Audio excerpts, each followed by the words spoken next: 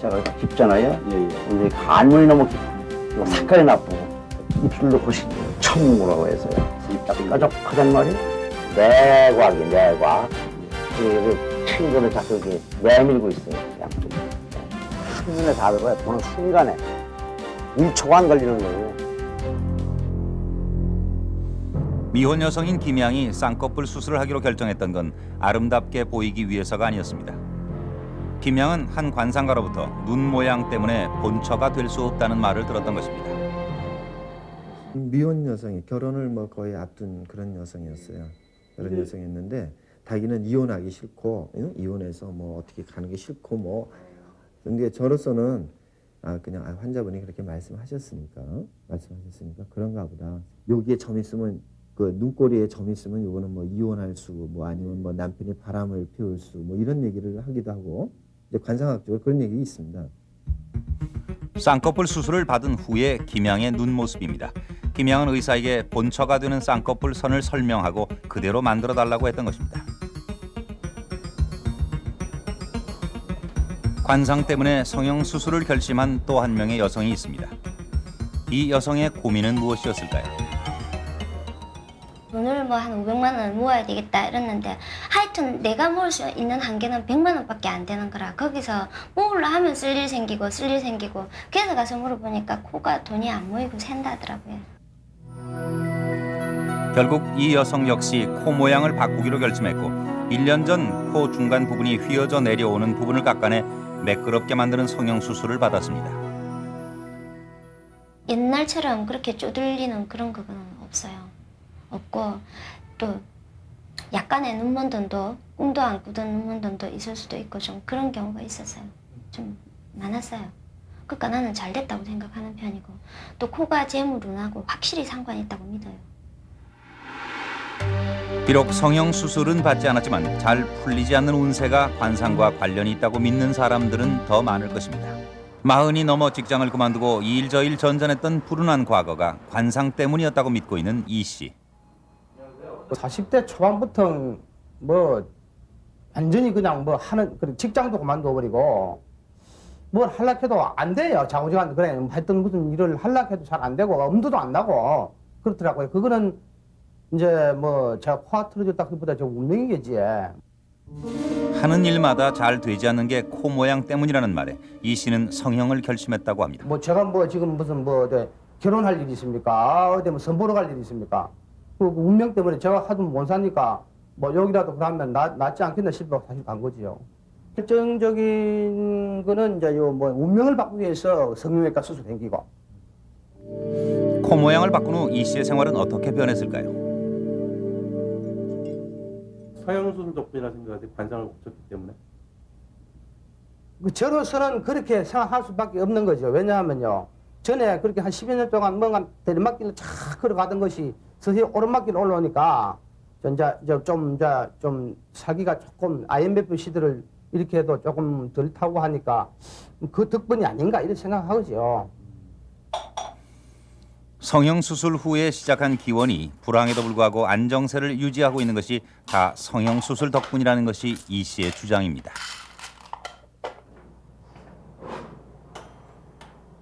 성형 수술로 집안의 평안을 되찾았다는 사람도 만날 수 있었습니다.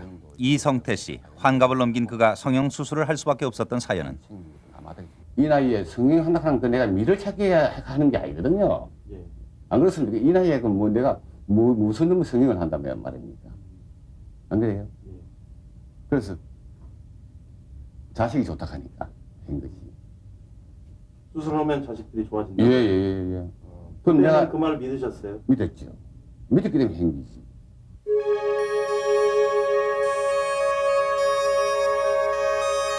슬하에 3남 1녀의 자식을 둔 이성태 씨. 그는 항상 자식 문제로 골머리를 썩어야 했습니다. 이미 출가한 딸이 시도 때도 없이 남편과 다투고 툭하면 이혼하겠다고 하는데 그보다 더 큰 고민이 없었습니다. 출가시킨 딸의 가정불안은 끝이 나질 않았고 그것도 딸아이 하나만 그런 것이 아니었습니다. 딸 둘이 시집 보낸 것도 시집을 안 살라고 이혼 직전까지 왔거든. 못 살겠다고, 뜻이 한마디 못 살겠다고.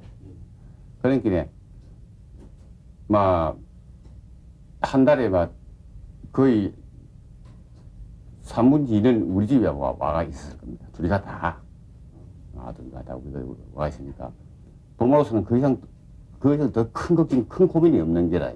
그래 타일러도 보고 도사를 불러가지고 열심히 살아라고 타일러도 보고 또 나무래도 보고 우지도 보고 이렇게 했는데 그게 끝이 없어요. 골칫거리는 또 있었습니다. 아직 고등학교에 다니는 막내딸까지도 이성태 씨의 속을 상하게 했습니다. 말없이 집을 나가서 며칠 후에 엉망이 된 모습으로 돌아오는 일이 허다했던 것입니다.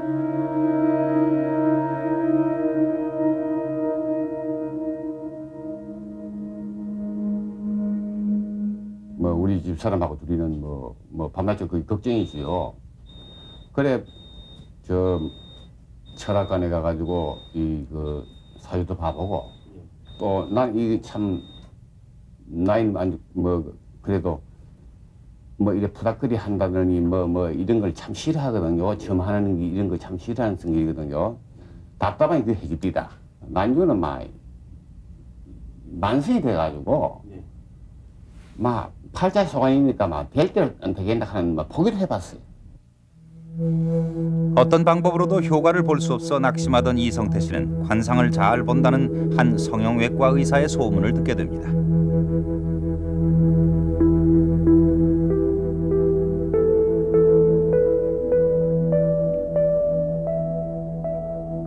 관상을 보고 성형을 한다는 성형외과 의사.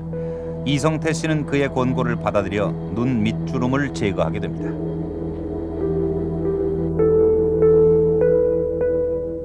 지금까지 어떤 방법으로도 해결할 수 없던 자식 문제가 관상 때문이었다는 겁니다. 이제 관상학 책에 보면은 이 한금의 주름이 어떤 격자무늬 이래 우리 저 창살 네. 격자무늬 주름이 많다든가 하면은 되게 자식궁이나 남녀궁이 좋지 않다고 이야기를 하거든요. 수술한 후에 어떤 그런 관상학적으로도 좋아지고 네, 이건 수술하고 난뒤에 이쪽 부분에 격자 주름이 상당히 많이 없어지고 또 본인도 되게 만족하고 자식들도 굉장히 좋아지고 그런 점. 그래요. 본인 말로는 뭐 되게 좋아졌다기보다는 아주 문제점이 많이 없어지고 아주 네. 뭐 나쁘지는 않다. 성형 수술을 한 지 1년이 지난 지금 이성태 씨는 단란하고 화목한 가정을 되찾을 수 있게 된 것이 모두 성형 수술 덕분이라고 합니다. 아이고 말 못하지 기분이 용돈도 주고 따님들이요? 네 용돈도 주고 뭐 참 아버지 저희들 때문에 그동안 참 고생 많이 했다고 앞으로는 절대 이제 저 혼혈 노릇 하겠다고 말이지 정말로 참다운 그 자식이 되게 놀았고 그렇게 뭐 봉투다가 많지는 안 해도 예 많지는 안 해도 용돈 할아버지도 주고 말이지 뭐 그러니까 뭐 난 올 추석만 지금 그 보람을 느껴본 역사가 없습니다. 사회분들하고 이성태 씨가 찾아갔던 관상을 보고 성형 수술을 한다는 의사의 생각을 들어봤습니다.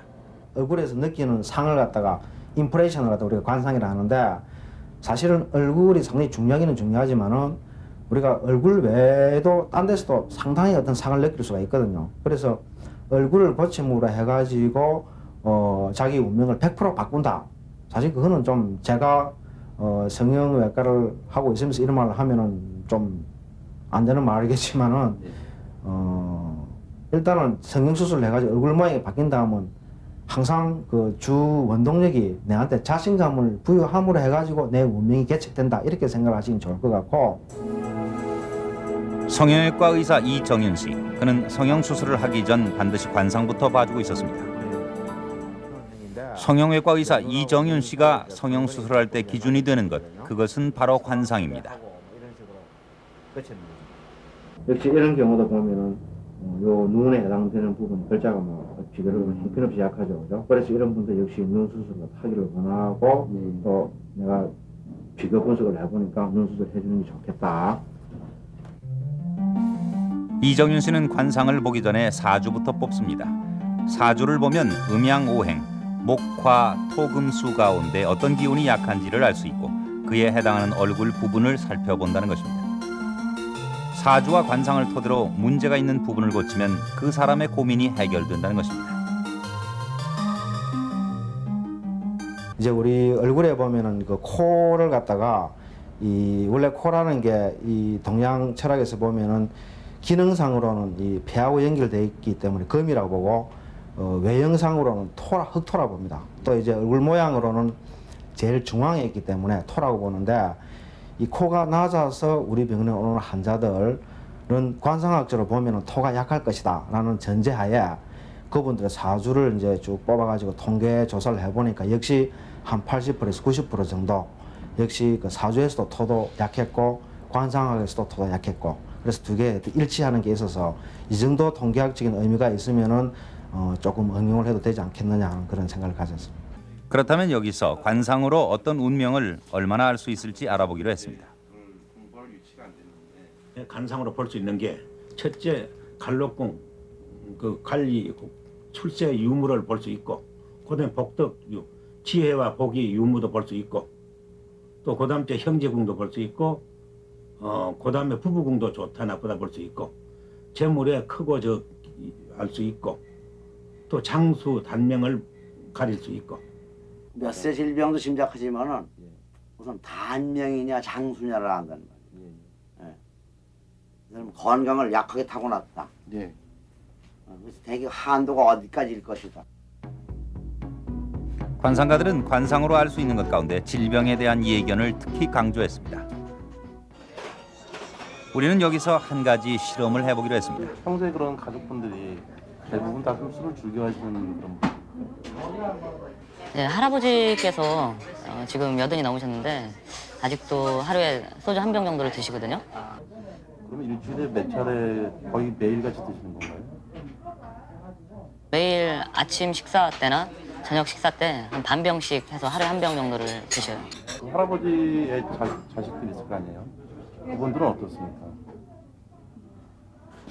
저희 아버지 같은 경우에는 젊었을 때는 뭐 이렇게 왜 옛날에는 그 대하 같은 거로 이렇게 술 드시고 양동이로 이렇게 소주를 드시고 그러던 편이었는데 젊었을 때 그러시다 보니까 위궤양을 얻으셔가지고 지금은 많이 자제하고 계시고요.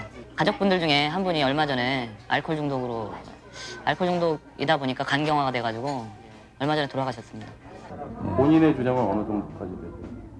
저 같은 경우에는 저도 20대 초반에는 많이 마셨었는데 지금 같은 경우에는 소주 두세 병 술 정도. 때문에 병이 많은 집안. 이 젊은이는 혹시 자신도 술 때문에 큰일을 치르지 않을까 걱정하고 있었습니다. 인당이라는 운에 와 있는데요. 28, 29, 30, 3. 날 봐요.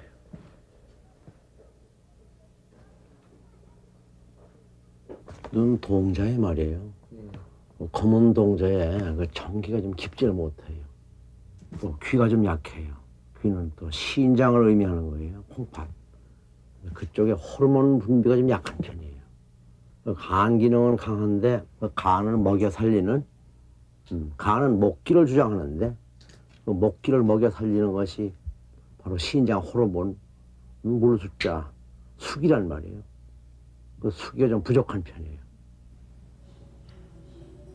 관상가는 조군이 건강상으로 많은 문제가 있고 특히 신장이 좋지 않다고 했습니다. 이번에 취재팀은 불가에서 오랫동안 수양을 거쳐 관상을 잘 본다는 한 스님을 만나보기로 했습니다. 목이 잘 생겼기 때문에 일단은 괜찮아요. 그러고 조금 문제가 된다면은 그 오줌을 잘 놓아야 돼. 네, 오줌을 시원하게 잘 누고 오줌을 몇 시간 참을 수 있고 그렇다면 그걸로 그 건강에 나빠도 좀 커버가 될 수가 있어요. 스님 역시 조군에게 신장을 조심하라고 했습니다. 조군이 걱정하고 있는 부분, 술에 대한 언급은 없었습니다. 무슨 그쯤 형태는 그 얼굴의 전체 형태에서는 야하려 턱이 조금 부족한 감이에요. 그건 60 이상의 이지 혈이 남녀를 막 놓이 붉은색인데 색은 다 좋은데 여기 끝이 조금 마무리를 잘 못했다 이게 말이죠. 그래서 언짢을 때는 음식을 먹지 말아야 장수한다 이거지.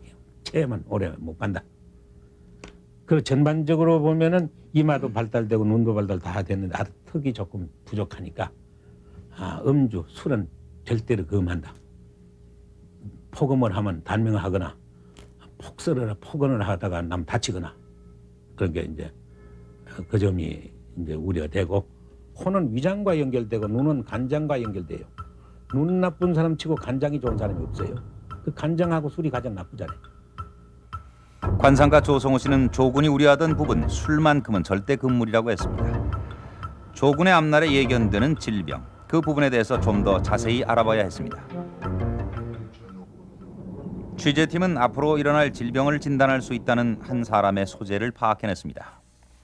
문대영 목사, 그는 사람의 홍채를 통해 건강 상태 그리고 앞으로 발생할 수 있는 질병을 알아낼 수 있다고 합니다.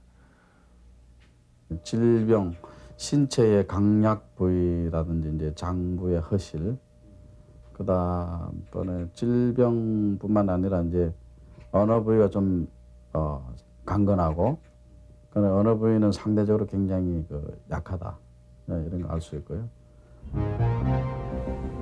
앞서 우리는 관상가들을 통해 한 젊은이에게 예견되는 질병을 알아본 바 있습니다. 어떤 관상가는 신장을 조심하라고 하고 또 어떤 관상가는 술을 조심하라고 했습니다. 이번에 취재팀은 조군에게 홍채 진단을 받아보게 했습니다. 보일런지 몰라도 6시 되기 전에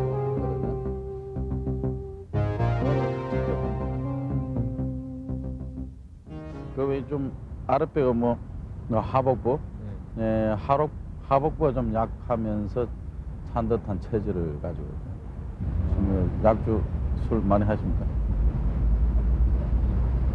지금 이 나이 때 어떤 알코올 중독될 수 있다는 정보가 이분 홈페이지에 나온다고요, 지금? 네, 한 27, 8세 정도. 내년- 30세 전에, 예. 자주 30세 전에 그 정보를 가지고 있습니다. 내년에 그럼 내후년에 주의를 해야 되겠네요, 알코올에. 네, 지금 나이가 만 아니죠? 그냥 우리 나이로 28세죠. 뭐 지금부터 술을 끊으시면 돼요. 부모로부터 생김새가 유전될 때 그와 관련된 유전 정보들이 함께 유전되고 이는 홍채에 나타난다고 합니다. 이제 유전 정보는 한 3, 4대까지 내려가는 걸로 이렇게 홍채로 확인되고 있습니다. 부모님 중에서 뇌졸중을 앓은 환자가 있다. 그러면은 그 사람이 이미 뇌졸중이 오기 전에 뇌졸중을 가질 만한 위험 인자가 있었던 거죠. 그 사람의 그 몸 안에, 신체에 있었는데 그 사람에게서 출생된 그 자녀 중에서 역시 브레인의 고기에 해당하는 영역이 그 자녀가 닮았다면은 역시 똑같은 마크를 지니게 되죠. 그렇다면 특정한 질병을 유발할 수 있는 유전자가 유전될 때 그와 관련된 부분이 얼굴이나 홍채에 함께 유전돼 앞으로 우리가 어떠한 질병에 걸릴 것인지 알려주고 있는 것은 아닐까요?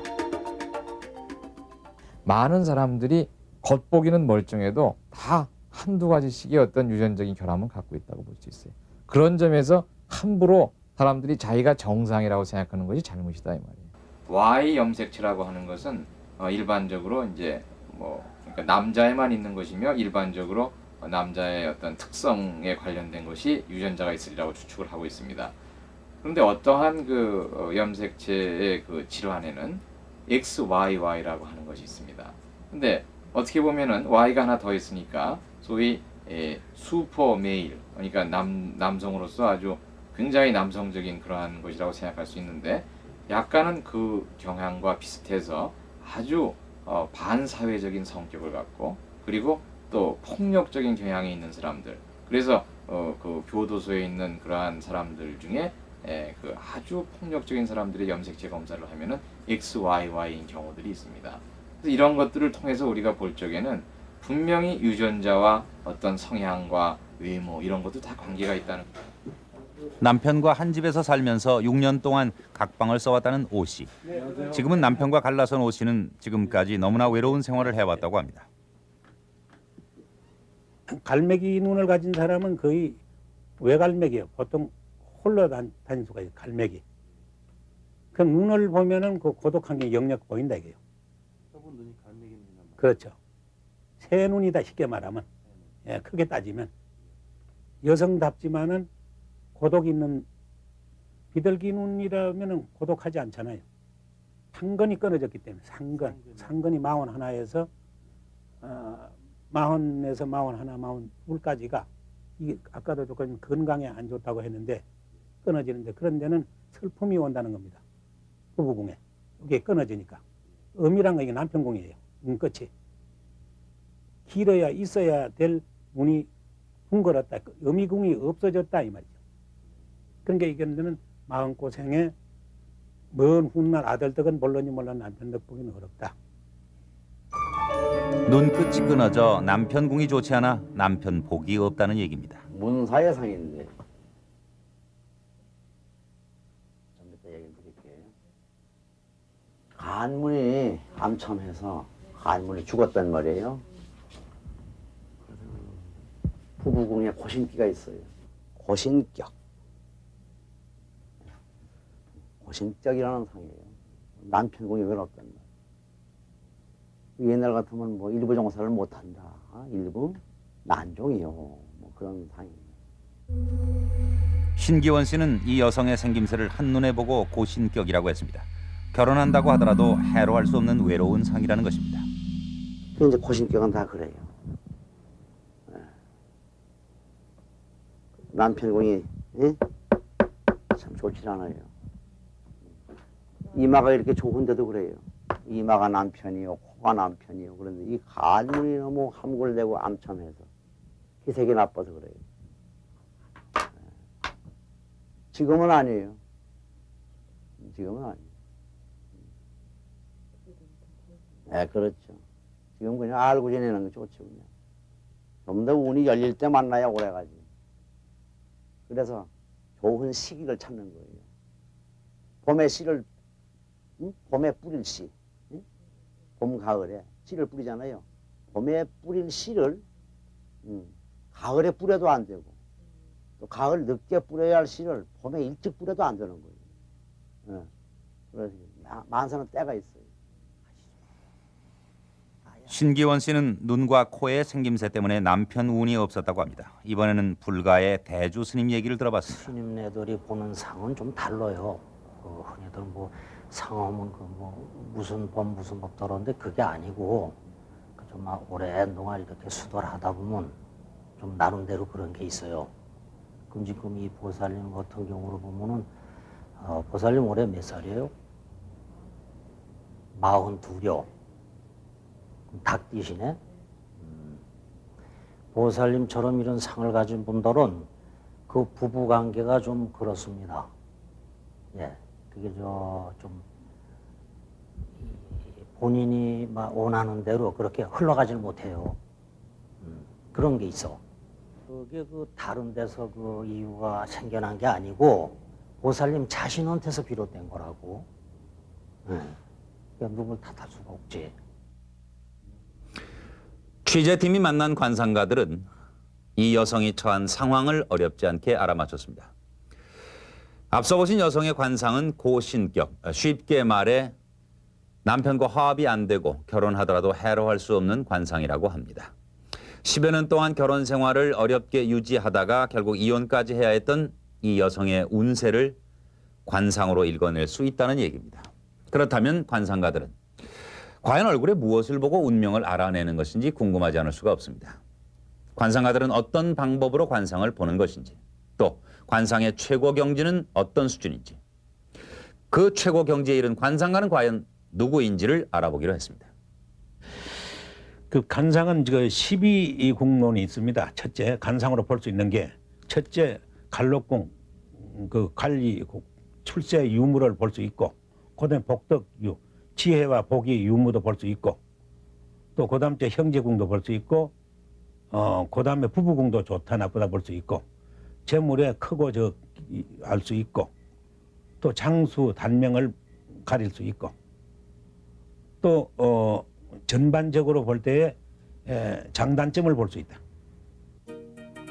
조성우 씨가 보는 관상은 12궁도. 12궁이란 얼굴 부위를 통해 사람의 운명의 척도 및 수명, 건강을 비롯해 복의 유무와 부모, 형제 등 인간관계까지를 점쳐보는 것을 말합니다. 한눈에 다 들어와요. 보는 순간에 1초간 걸리는 거예요. 일남측기라고 일남 한번 쓱 보는 순간에 다 들어와 버려요. 한눈에 관상이 들어온다고 말하는 신기원 씨. 그가 관상을 볼 때 가장 중요시하는 것은 무엇일까요? 그때 기세. 예. 이 골격 생김새는 평생을 좌우하는 것이요. 하나의 작품으로서 그 사람이 그릇됨 되면은 전체 골격으로 보는 거예요.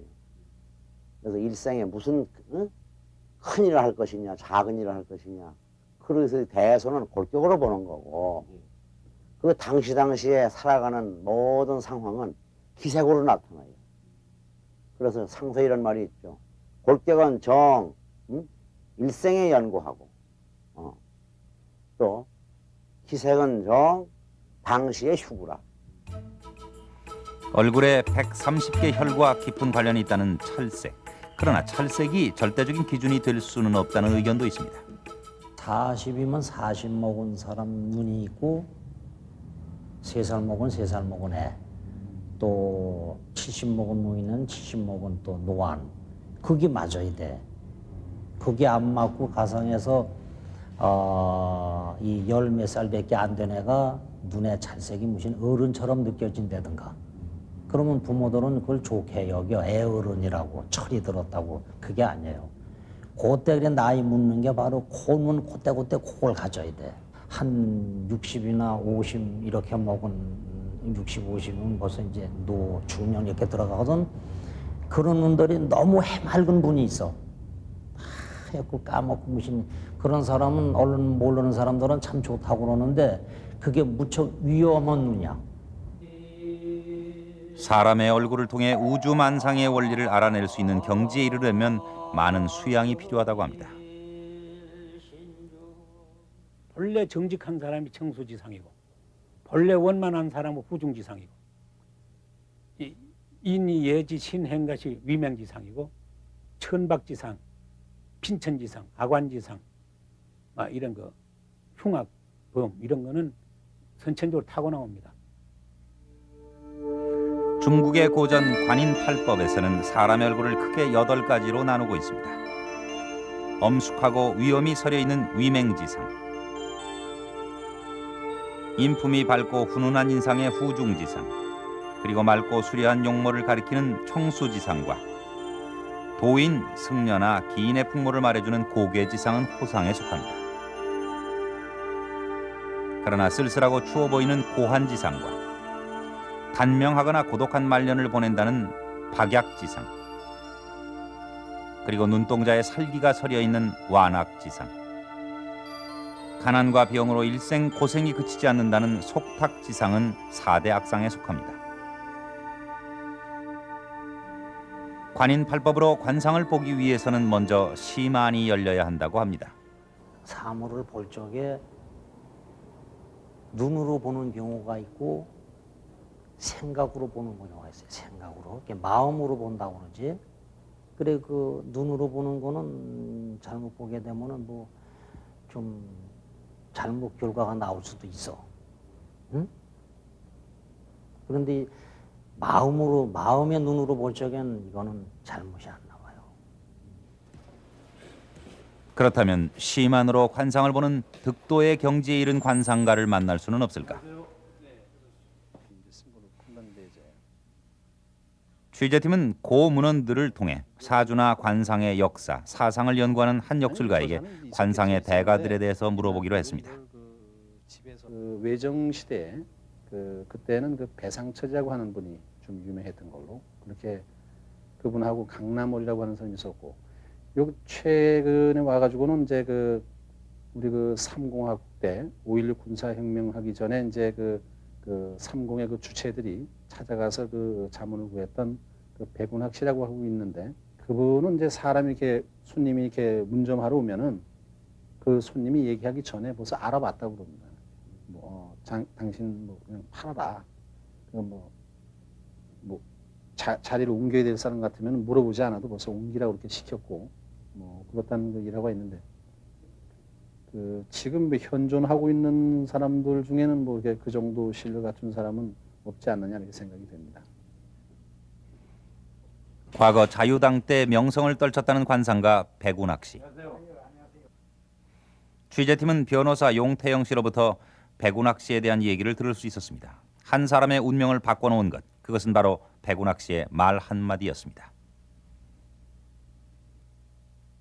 그때는 내가 이름도 변성명을 했어요. 하고 그 허구한 날을 동가숙, 서가식, 김삿갓 꼬리도 있지. 백운학 씨라고 하는 유명한 사람이 선바위 서대문 거기에서 그 관상을 보고 있는데 기가 막히게 영통력이 있다고 그러더라. 6.25 참전 이후 젊은 시절을 방황하며 보내야 했던 용태영 씨. 그는 목표도 뜻한 바도 없이 그저 시간만 보내며 자신의 운명을 한탄해야만 했습니다.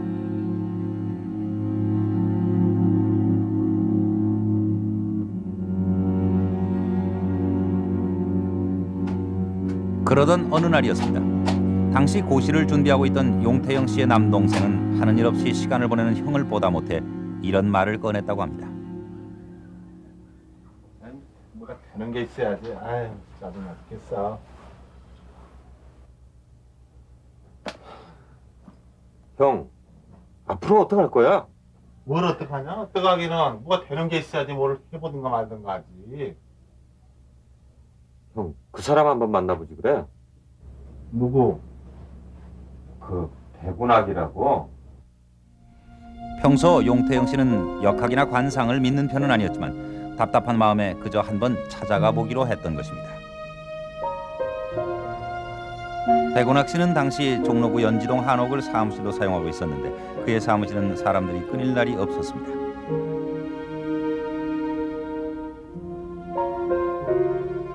용태영 씨는 번호표를 받아 며칠을 기다린 끝에야 백운학 씨를 만날 수 있었습니다.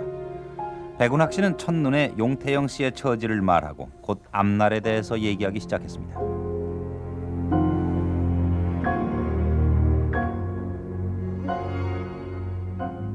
고생운이야. 많이 힘들겠어. 대가급제 운이 있어. 대가급제라면 고등문관 시험. 그럼 올해 시험을 보면 붙을까요? 27에 운이 있어. 지금은 운이 없어. 왜 올해는 안 되는 겁니까? 지금은 아무리 발버둥 쳐봐도 운이 따르자.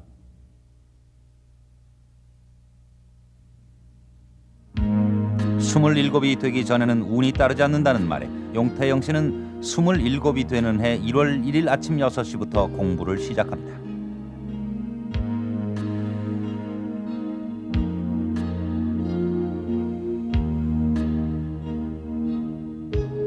그리고 그해 백운학 씨의 말대로 사법고시를 통과했고 지금까지 법조인의 길을 걸어왔습니다. 나는 내 운명이 그렇게 말하자면 그 급진적이라 할까 기하급수적이라고 할까 전혀 예상하지 않던 그 말하자면 방향으로 그렇게 대약진을 하게 되어서 전혀 예상을 안 했습니다. 지금도 그의 이름을 빌어 백운학의 명성을 등에 업어보려는 사람들도 적지 않지만 당시 용태영 씨는 백운학 씨의 말을 완전히 믿지는 않았다고 합니다. 그러나 인생의 황혼에 접어든 지금 용태영 씨의 생각은 많이 달라졌습니다. 운의 예언은 80%를 상회한다고 해요.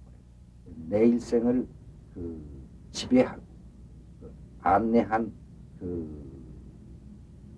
사람은 백운학 선생이다 하는 생각을 나는 솔직히 인정하고 있습니다.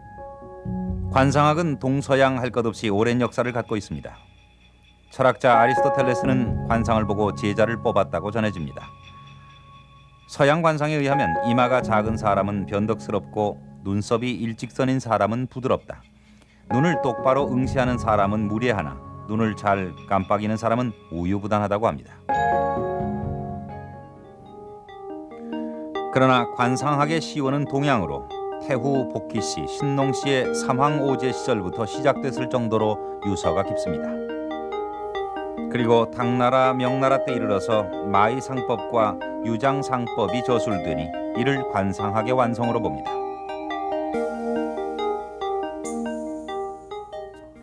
사람을 소우주로 보는 동양학에서는 얼굴을 지형에 대입해 풀이합니다. 눈은 해와 달을 상징하니 맑고 힘찬 기운이 느껴져야 하고 코와 관골은 산에 해당하니 조화롭게 솟아올라야 합니다. 눈의 모양과 인중은 물에 해당하니 그 흐름이 긴 것이 좋다고 합니다.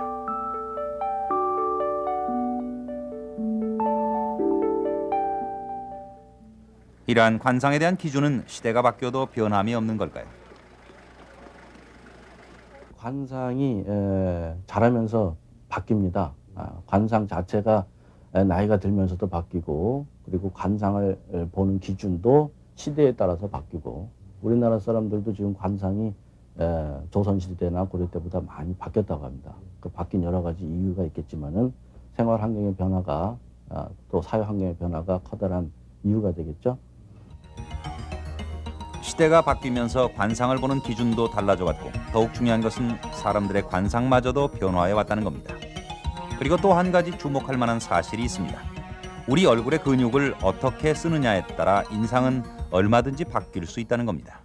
얼굴 인상이나 표정 근육을 통해서 알 수 있다는 것은 그 사람이 주로 그러한 표정을 지음으로써 생기는 여러 가지 얼굴 겉에 나는 어떤 변화들, 예를 들어서 어떤 얼굴에 나타나는 주름살의 어떤 방향이라든지 이런 정도의 변화에 따라서 그 사람이 전반적으로 밝은 삶을 살고 있는지, 밝게 세상을 보고 살고 있는지, 부정적으로 보고 살고 있는지에 대해서 어느 정도 예측해 볼 수는 있겠죠.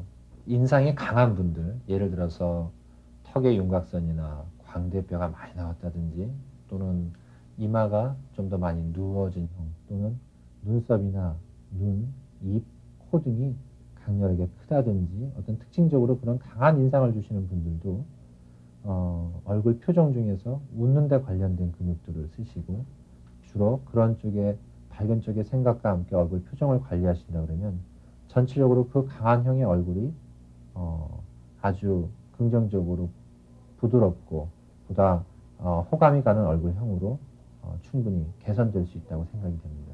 귀중한 어떤 그 인류의 그 체험을 통해서 얻어진 그러한 경험들이란 말이죠.